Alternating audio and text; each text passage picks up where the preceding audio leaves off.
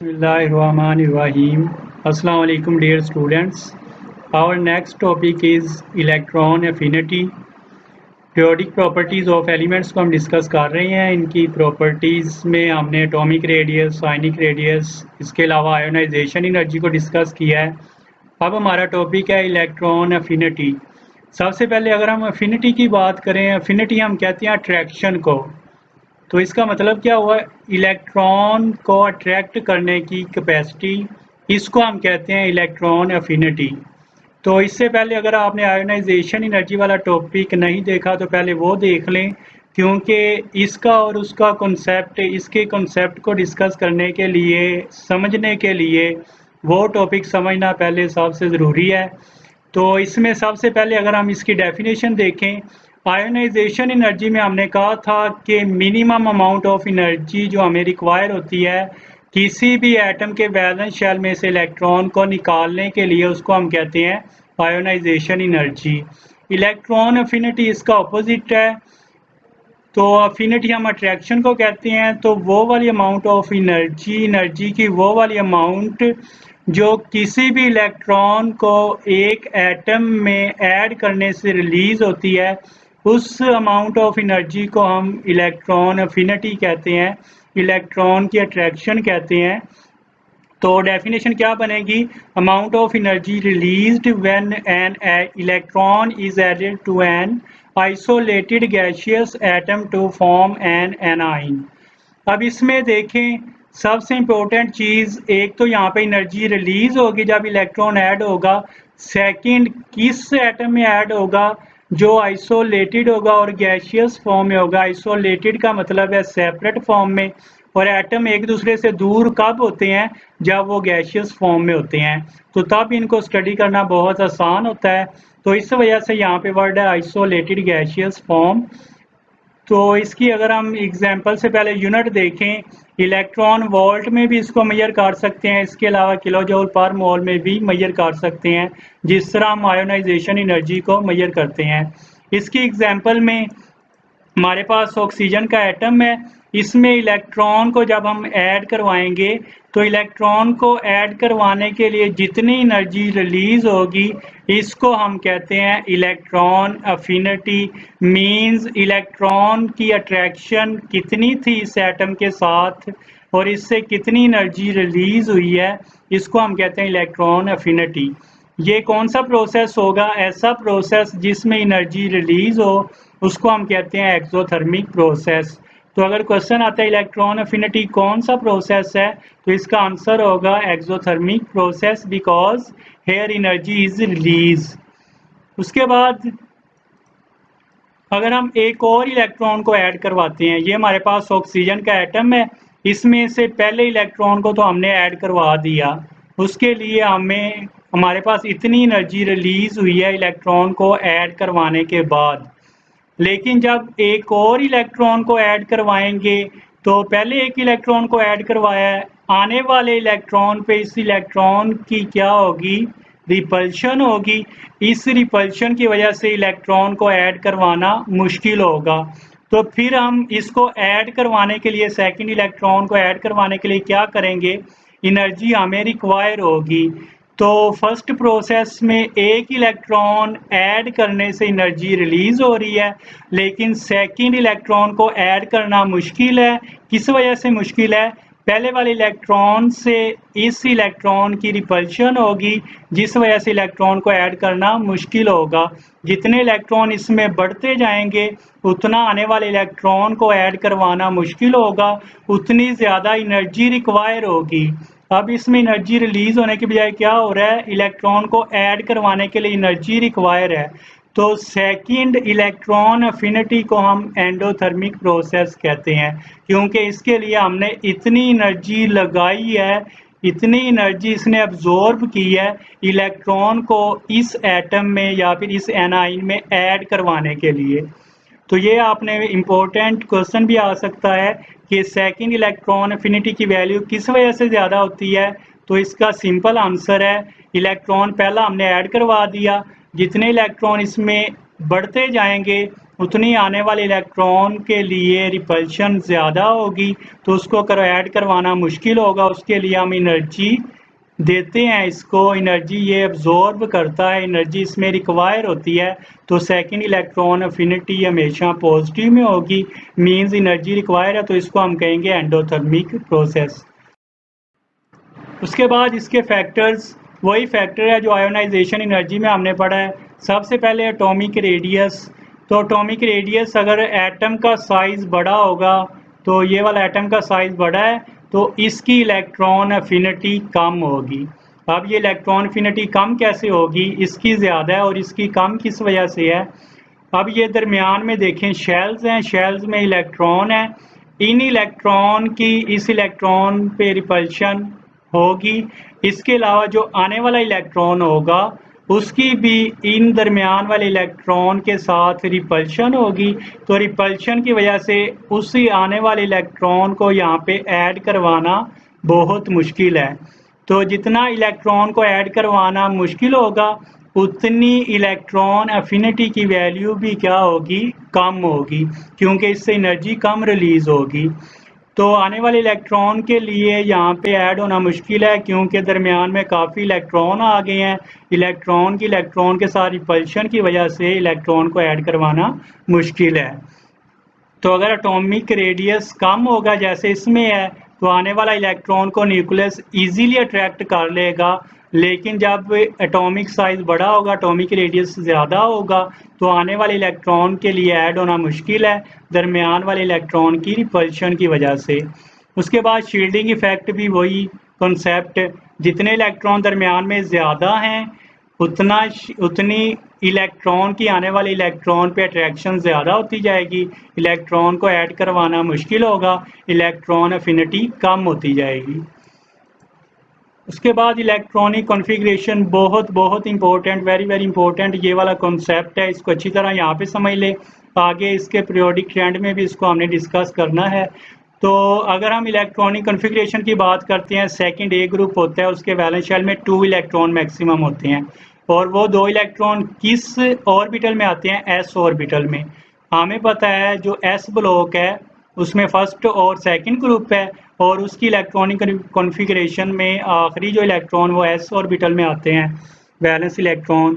तो एस में कितने आ सकते हैं, मैक्सिमम 2 इलेक्ट्रॉन। तो सेकंड ग्रुप के एलिमेंट्स का फिर एस ऑर्बिटल, इसका मतलब है कम्प्लीटली फिल्ड होगा, 2 इलेक्ट्रॉन इसके पूरे होंगे। तो फिर अगर 2 इलेक्ट्रॉन पूरे हैं, इसका मतलब है ये एस ऑर्बिटल इसका स्टेबल है। अगर इसका एस ऑर्बिटल स्टेबल होगा, तो इसको तो ज़रूरत नहीं है कि कोई और इलेक्ट्रॉन इसमें ऐड हो, एस ऑर्बिटल में वैसे भी और इलेक्ट्रॉन ऐड नहीं हो सकता। तो इसके लिए फिर हम कहते हैं कि इसकी प्रैक्टिकली इलेक्ट्रॉन अफिनिटी की वैल्यू 0 होती है, इसमें इलेक्ट्रॉन ऐड नहीं करवा सकते, या फिर ये भी कह सकते हैं बहुत कम इलेक्ट्रॉन अफिनिटी होती है। उसके बाद अगर हम सेकंड बात करें नाइट्रोजन की और फास्फोरस की, यहाँ पे नाइट्रोजन देखें, इसका पी ऑर्बिटल हाफ फील्ड है। हाफ फील्ड हमें पता है स्टेबल होते हैं, तो स्टेबल होगा तो इसकी इलेक्ट्रॉन अफिनिटी की वैल्यू क्या होगी। क्या ये एक इलेक्ट्रॉन और ऐड करवाना यहाँ पे पसंद करेगा, बिल्कुल भी नहीं, क्योंकि ये पहले ही स्टेबल फॉर्म में, इसको ज़रूरत नहीं है। तो जितनी स्टेबिलिटी ज़्यादा होगी, इलेक्ट्रॉन को ऐड करवाना मुश्किल होगा, इलेक्ट्रॉन अफिनिटी की वैल्यू ज़्यादा होगी। तो यहाँ पे भी देखें, इलेक्ट्रॉन को ऐड करवाना जितना मुश्किल होगा, उतनी इसकी इलेक्ट्रॉन अफिनिटी की वैल्यू कम होगी। तो नाइट्रोजन की वैल्यू भी क्या है, इलेक्ट्रॉन अफिनिटी की कम है स्टेबिलिटी की वजह से। यहाँ पे फास्फोरस का देखें, पी ऑर्बिटल, इसमें भी 3 इलेक्ट्रॉन है, हाफ फील्ड है, ये भी स्टेबल है, ये भी पसंद नहीं करेगा कि इसमें कोई इलेक्ट्रॉन ऐड हो, तो इलेक्ट्रॉन को ऐड करवाना मुश्किल है, तो इसकी इलेक्ट्रॉन अफिनिटी की वैल्यू कम होगी।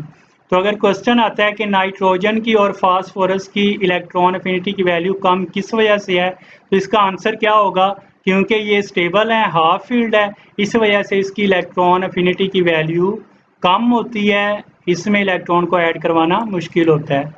उसके बाद हैलोजेंस की अगर हम बात करें, 17 ग्रुप है, इसके वैलेंस शेल में पी ऑर्बिटल में 5 इलेक्ट्रॉन, एस में 2, मीन्स आखिरी शेल में टोटल 7 इलेक्ट्रॉन है। तो इसको सबसे ज़्यादा ज़रूरत है एक इलेक्ट्रॉन की। अगर ये एक इलेक्ट्रॉन हासिल करता है तो ये स्टेबल बन जाएगा। तो यहाँ पे इसको एक इलेक्ट्रॉन की ज़रूरत है, तो जितनी इसको ज़रूरत होगी उतना इलेक्ट्रॉन तेज़ी के साथ इसका न्यूक्लियस उसको अट्रैक्ट करेगा। तो जब एक इलेक्ट्रॉन ये ले लेगा तो तब ये किस फॉर्म में आ गया है, स्टेबल फॉर्म में। तो स्टेबल फॉर्म में इसकी इलेक्ट्रॉनिक कॉन्फ़िगरेशन क्या होगी, पी में एक इलेक्ट्रॉन और आ गया, तो इसमें टोटल ये कितने इलेक्ट्रॉन हो गए, 8 इलेक्ट्रॉन।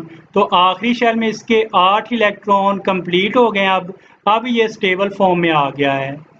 तो जितनी रिक्वायरमेंट ज़्यादा होगी, ये ग्रुप 17 के सारे एलिमेंट्स को एक एक इलेक्ट्रॉन की ज़रूरत होती है, तो जितनी ज़रूरत ज़्यादा होगी उतना स्ट्रॉन्गली ये इलेक्ट्रॉन को अपनी तरफ अट्रैक्ट करेंगे, उतनी इलेक्ट्रॉन अफिनिटी की वैल्यू भी ज़्यादा होगी।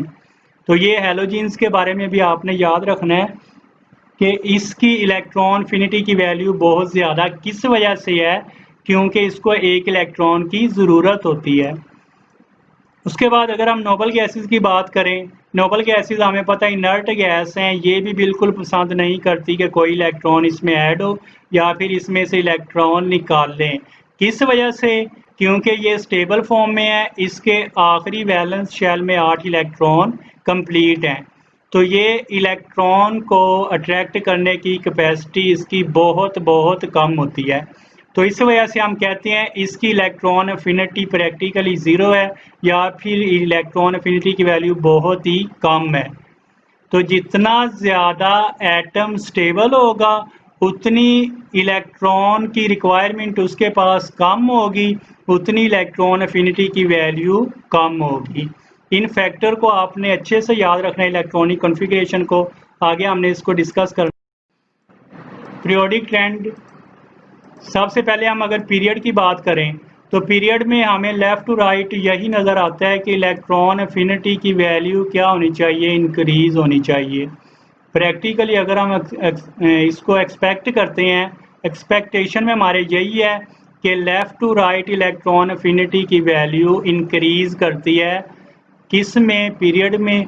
अब ये इंक्रीज़ किस वजह से होती है इलेक्ट्रॉन अफिनिटी की वैल्यू, क्योंकि न्यूक्लियर चार्ज इसका इंक्रीज़ हो रहा है। न्यूक्लियर चार्ज इंक्रीज़ होगा, आने वाले इलेक्ट्रॉन को अट्रैक्ट करना आसान होगा, तो उसकी इलेक्ट्रॉन अफिनिटी की वैल्यू भी क्या होगी, ज़्यादा होगी। जितना इलेक्ट्रॉन को अट्रैक्ट करना आसान होगा, जितना न्यूक्लियर चार्ज ज़्यादा होगा, उतना इलेक्ट्रॉन को अपनी तरफ अट्रैक्ट करना आसान होगा, उतनी इलेक्ट्रॉन अफिनिटी की वैल्यू ज़्यादा होगी। तो लेफ़्ट टू राइट वैसे तो क्या होना चाहिए, इलेक्ट्रॉन अफिनिटी की वैल्यू को इंक्रीज़ होना चाहिए, लेकिन इसमें भी कुछ एक्सेप्शन है, उनको भी हम डिस्कस कर लेते हैं। सबसे पहले अगर हम बात करें लिथियम की इलेक्ट्रॉनिक कॉन्फ़िगरेशन, 3 एटॉमिक नंबर है, तो एटॉमिक नंबर 1s में 2 इलेक्ट्रॉन है, 2s में 1 इलेक्ट्रॉन है, 3 इलेक्ट्रॉन है इसके पास 4 हैं, इसके पास 5 हैं, फिर 6 7 8 9 10। अब इसमें s में 1 इलेक्ट्रॉन है, 1 इलेक्ट्रॉन और ऐड करवा सकते हैं। यहाँ पे s में देखें, ये वाला ऑर्बिटल फील्ड है। एक तो आप बेरिलियम को देखें, इसका s ऑर्बिटल फील्ड है। सेकंड आप देखें यहाँ पे नाइट्रोजन का p ऑर्बिटल, कितने इलेक्ट्रॉन है, 3 हैं। 3 का मतलब है ये हाफ फील्ड है। उसके बाद आप यहाँ पे देखें नियॉन, p में कितने इलेक्ट्रॉन है, 6, मैक्सिमम कितने होते हैं, 6, तो ये कम्प्लीटली फील्ड है। इसका मतलब है लेफ़्ट टू राइट जो एटम्स हैं, इसमें एक तो इसका s ऑर्बिटल कंप्लीट है बेरिलियम का, सेकंड पे नाइट्रोजन का p ऑर्बिटल हाफ फील्ड है, उसके बाद नियॉन का p ऑर्बिटल कम्प्लीटली फील्ड है। तो फिर इसकी इलेक्ट्रॉन अफिनिटी की वैल्यू कम होगी। अब ये इलेक्ट्रॉन अफिनिटी की वैल्यू कम किस वजह से है, क्योंकि ये s ऑर्बिटल कम्प्लीटली फील्ड है, इसमें हम इलेक्ट्रॉन ऐड नहीं करवा सकते। नेक्स्ट में p में अगर करवाएंगे उसके लिए बहुत ज़्यादा एनर्जी रिक्वायर होगी। तो जितना इलेक्ट्रॉन को ऐड करवाना मुश्किल होगा, उतनी इलेक्ट्रॉन अफिनिटी की वैल्यू कम होगी। लेकिन अभी हमने बात की है लेफ़्ट टू राइट इंक्रीज़ होगी, लेकिन फर्स्ट के बाद ये सेकंड पे इसकी इलेक्ट्रॉन अफिनिटी की वैल्यू डिक्रीज़ हो रही है। किस वजह से? क्योंकि ये स्टेबल फॉर्म में है। सेकंड, इसकी क्या होनी चाहिए? इंक्रीज होनी चाहिए इलेक्ट्रॉन एफिनिटी, कार्बन की भी इंक्रीज होगी। उसके बाद नाइट्रोजन की भी इंक्रीज होनी चाहिए इलेक्ट्रॉन एफिनिटी की वैल्यू। लेकिन यहाँ पे देखें, इसकी इलेक्ट्रॉन एफिनिटी की वैल्यू कम हो जाती है। किस वजह से कम हो रही है? क्योंकि ये स्टेबल है, हाफ फील्ड है, इसमें भी इलेक्ट्रॉन को ऐड करवाना मुश्किल होगा, तो इसकी इलेक्ट्रॉन एफिनिटी की वैल्यू भी कम होगी। उसके बाद इलेक्ट्रॉन एफिनिटी की वैल्यू इसकी भी इंक्रीज होनी चाहिए, इसकी भी इंक्रीज होनी चाहिए। तो उसके बाद इसकी भी इलेक्ट्रॉन एफिनिटी की वैल्यू और ज़्यादा इंक्रीज होनी चाहिए। लेकिन यहाँ पे क्या होता है, इलेक्ट्रॉन एफिनिटी की वैल्यू कम है, बहुत कम है, प्रैक्टिकली ज़ीरो के करीब है। किस वजह से? क्योंकि ये स्टेबल है। यहाँ पे अगर ये केस देखें, इलेक्ट्रॉन एफिनिटी की वैल्यू मैक्सिमम किस वजह से? इसके ये वैलेंस शेल में 7 इलेक्ट्रॉन है, एक इलेक्ट्रॉन इसको चाहिए है। तो एक इलेक्ट्रॉन जब इसमें ऐड होगा, इसको रिक्वायर है, उतना इसका न्यूक्लियस ज़्यादा तेज़ी के साथ या फिर ज़्यादा अट्रैक्शन शो करेगा इलेक्ट्रॉन के साथ, तो इलेक्ट्रॉन को अपनी तरफ खींचेगा। जितनी इलेक्ट्रॉन के साथ इसकी अट्रैक्शन ज़्यादा होगी, उतनी एनर्जी ज़्यादा रिलीज होगी। इलेक्ट्रॉन ऐड होने के बाद ये वाला एटम स्टेबल हो जाएगा, इस वजह से इसकी इलेक्ट्रॉन एफिनिटी सबसे ज़्यादा है। उसके बाद इसकी ज़्यादा होनी चाहिए, लेकिन इसकी कम है। तो इसमें ये इसकी एक्सेप्शन है कुछ एलिमेंट्स की, जो अभी हमने डिस्कस की हैं। उसको आपने अच्छे से याद रखना है कि left to right nuclear charge increase होने की वजह से न्यूक्लियस की आने वाले इलेक्ट्रॉन पर अट्रैक्शन ज़्यादा होती है, इलेक्ट्रॉन एफिनिटी की वैल्यू इंक्रीज होगी। लेकिन कुछ इसमें एक्सेप्शन भी हैं, जिनमें लो इलेक्ट्रॉन एफिनिटी वाले एटम कौन से हैं? जिनका सब शेल या फिर ऑर्बिटल हाफ फील्ड है या फिर कंप्लीटली फील्ड है, स्टेबल फॉर्म में है। यही यहाँ पे बात डिस्कस की गई। एलिमेंट्स जिनका हाफ फील्ड ऑर्बिटल होगा या फिर कंप्लीटली फील्ड, वो स्टेबल होंगे, जैसा कि बेरिलियम, नाइट्रोजन और नियॉन। इनके पास बहुत कम कैपेसिटी होती है कि आने वाले इलेक्ट्रॉन को अट्रैक्ट करें, ना होने के बराबर कैपेसिटी है, तो इनकी इलेक्ट्रॉन एफिनिटी की वैल्यू कम होती है। तो ये इसकी कुछ एक्सेप्शन है। उसके बाद अगर हम ग्रुप की बात करते हैं, टॉप टू बॉटम, तो यहाँ पे वही बात फैक्टर में हमने डिस्कस की है। दरमियान में शेल आने की वजह से न्यूक्लियर चार्ज, न्यूक्लियस की इलेक्ट्रॉन पे, आखिरी इलेक्ट्रॉन पे अट्रैक्शन तो कम होगी, लेकिन ये जो दरमियान वाले इलेक्ट्रॉन हैं, जितने ज़्यादा शेल लोड ऐड होंगे इसमें, तो उतनी इलेक्ट्रॉन की आपस में रिपल्शन ज़्यादा होगी। आने वाले इलेक्ट्रॉन को भी वो क्या करेंगे? रिपेल करेंगे। तो इलेक्ट्रॉन अफिनिटी की वैल्यू ग्रुप में क्या करेगी? टॉप टू बॉटम डिक्रीज करती जाएगी। डिक्रीज किस वजह से? इलेक्ट्रॉन को ऐड करवाना मुश्किल होता जाएगा। शील्डिंग इफेक्ट की वजह से दरमियान में इलेक्ट्रॉन आ जाते हैं, जो कि आने वाले इलेक्ट्रॉन को रिपेल करते हैं। उसके बाद इसकी भी एक्सेप्शन है कुछ, पहले जैसे हमने डिस्कस किया है, जो सेकंड ग्रुप है उसका s ऑर्बिटल कंप्लीट होता है, तो उसमें इलेक्ट्रॉन को ऐड करवाना ना ऐड करवाने के बराबर होता है, बहुत बहुत मुश्किल होता है, क्योंकि नेक्स्ट उसका p ऑर्बिटल है, वहाँ पे इलेक्ट्रॉन को ऐड करवाना मुश्किल होगा। तो इलेक्ट्रॉन एफिनिटी की वैल्यू तकरीबन 0 के करीब होती है। नोबल गैसेस की हम बात करें अगर ग्रुप 18, तो ये स्टेबल इनर्ट गैसेस हैं। ये भी बिल्कुल पसंद नहीं करती कि इसमें कोई इलेक्ट्रॉन आके ऐड हो, तो ये भी स्टेबल हैं। इनकी इलेक्ट्रॉन अफिनिटी की वैल्यू भी 0 के करीब होती है। उसके बाद अगर हम कुछ ग्रुप की बात करें, हमारे पास ग्रुप 13, 14, 15, 16 और 17 के एलिमेंट्स हैं, सेकंड पीरियड के एलिमेंट्स और थर्ड पीरियड के एलिमेंट्स। अभी हमने बात की है ग्रुप में top to bottom electron affinity की वैल्यू डिक्रीज करती है। तो यहाँ पे अगर इसकी इलेक्ट्रॉन एफिनिटी की वैल्यू ज़्यादा होगी, तो एल्युमिनियम की इलेक्ट्रॉन एफिनिटी की वैल्यू कम होनी चाहिए। अगर फ्लोरीन की इलेक्ट्रॉन एफिनिटी की वैल्यू ज़्यादा है, तो क्लोरीन की कम होनी चाहिए। लेकिन यहाँ पे इसके ऑपोजिट है, फ्लोरीन की इलेक्ट्रॉन एफिनिटी की वैल्यू कम है और क्लोरीन की ज़्यादा हो गई है, ये भी एक्सेप्शन है। तो इसकी ज़्यादा क्यों हुई है? अगर हम फ्लोरीन के साइज़ के बारे में बात करें, इसका साइज़ छोटा होता है, तो इसका जो न्यूक्लियस होता है वो इलेक्ट्रॉन को अपनी तरफ स्ट्रॉन्गली अट्रैक्ट करता है। इलेक्ट्रॉन इसके साइज छोटा होने की वजह से काफ़ी ज़्यादा है, तो वहाँ पे इलेक्ट्रॉनिक क्लाउड ज़्यादा होता है। तो आने वाला इलेक्ट्रॉन क्या यहाँ पे आने वाले इलेक्ट्रॉन के लिए क्या होगा, रिपल्शन होगी। किस वजह से, यहाँ पे इलेक्ट्रॉनिक क्लाउड ज़्यादा होने की वजह से आने वाला इलेक्ट्रॉन रिपल्शन फील करेगा, तो इलेक्ट्रॉन को ऐड करवाना मुश्किल होगा। इस वजह से इसकी इलेक्ट्रॉन एफिनिटी की वैल्यू कम होगी। सेकंड, क्लोरीन, अगर इसकी हम साइज़ की बात करें, इसकी निस्बत इसका साइज़ बड़ा है, तो आने वाले इलेक्ट्रॉन के ऐड करवाने के लिए यहाँ पे हमें स्पेस मिल जाएगी। इसकी इलेक्ट्रॉन डेंसिटी इतनी ज़्यादा इलेक्ट्रॉनिक क्लाउड नहीं होगा कि आने वाला इलेक्ट्रॉन मुश्किल से ऐड हो। इसकी निस्बत यहाँ पे इलेक्ट्रॉन को ऐड करवाना ईजी होगा फ्लोरीन की निस्बत। तो फ्लोरीन का साइज़ छोटा है, इसके पास इतनी प्लेस नहीं है ज़्यादा इलेक्ट्रॉन होने की वजह से कि आने वाले इलेक्ट्रॉन को ये स्पेस प्रोवाइड करे। क्लोरीन का साइज़ इससे बड़ा है, आने वाले इलेक्ट्रॉन को ये स्पेस प्रोवाइड कर सकता है। इसके अलावा इसका इलेक्ट्रॉनिक क्लाउड कम होता है इसकी निस्बत। तो क्लोरीन की इलेक्ट्रॉन एफिनिटी की वैल्यू फिर ज़्यादा होगी, फ्लोरीन की कम होगी। इसी तरह ये केस है ऑक्सीजन का। ऑक्सीजन की इलेक्ट्रॉन एफिनिटी की वैल्यू क्या होनी चाहिए, ज़्यादा होनी चाहिए, लेकिन ये कम होती है सल्फ़र की निस्बत। ये भी साइज़ की रीज़न है इसमें। उसके बाद नाइट्रोजन और फास्फोरस, इसमें भी सेम यही रीज़न है। कार्बन सिलिकॉन में भी यही रीज़न है।